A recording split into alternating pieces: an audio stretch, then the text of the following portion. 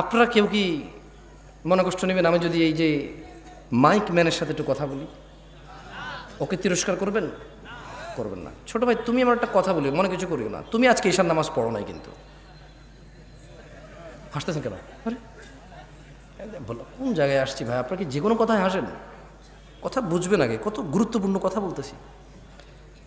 আমার আসলে ওয়াজ করার ইচ্ছাই চলে যাচ্ছে দিন দিন। তুমি তো আজকে ঈশার নামাজ পড়ো নাই।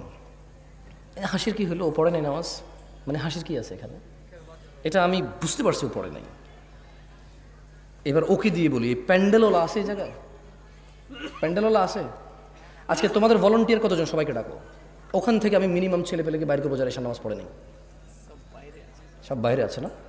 ঠিক আছে, আমি চলে গেলাম। ইনশাল্লাহ ওয়াজ শেষ করে তোমরা কালকে বিচার করিও তোমাদের, যে তোমাদের ভলান্টিয়ারদের মধ্যে কত ছেলে ইভেন নামাজ পড়ে না ঈশার, কিন্তু ওরা ওয়াজ করাচ্ছে আমাকে কত দূর থেকে নিয়ে আসা।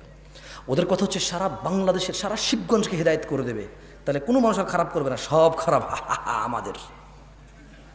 কারণ হুজুর নিয়ে আসছি দূর থেকে, সব মানুষের হেদায়েত করে দেবে, কেউ আর অন্যায় করবে না। তাহলে একমাত্র অন্যায় করার বাকি কে থাকে? আমরা।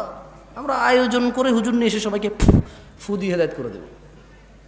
ফু দিয়ে হেদায়েত হয় না? ফু দিলে হেদায়েত হয়? হেদায়েত কে দেয়? চাইতে হয় কিনা? কারা চায়? যারা জান্নাতের আশা করে, যারা জাহান্নামের ভয় পায়। একটা মাইক ম্যান এই শীতকালের সিজনে এমন কোনো দিন নেই যেদিন সে ওয়াজ শোনে না।